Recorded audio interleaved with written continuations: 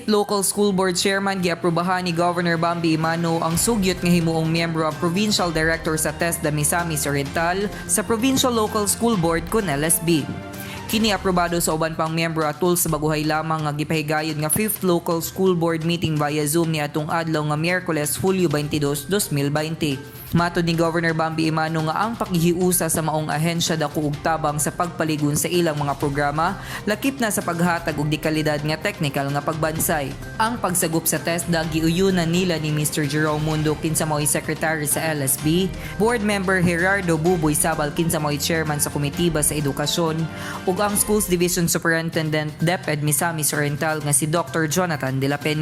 Gipabot ni LSB Secretary Jerome Mundo nga ang TESDA adunay nagkalain-laing programa sama sa mga short courses nga gilangkuban sa welding, air condition repair ug lakip na ang National Certification 1 ug National Certification 2.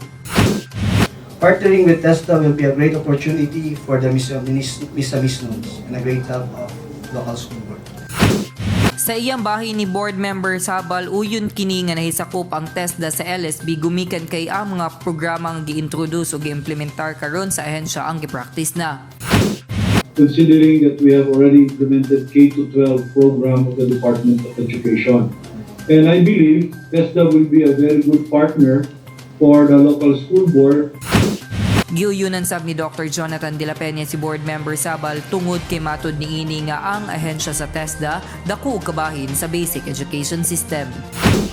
TESDA is an integral part of the basic education system. Although lahi silang ay lahi lang office, but our K-12 now includes technical education, especially ang atong senior high school curriculum.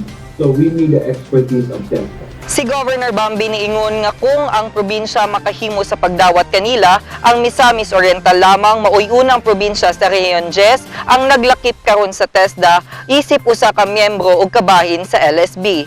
Ako si Lambo Raymark Simanya alang sa limpyo ug matarong nga panggobyerno, padayon Pilipino.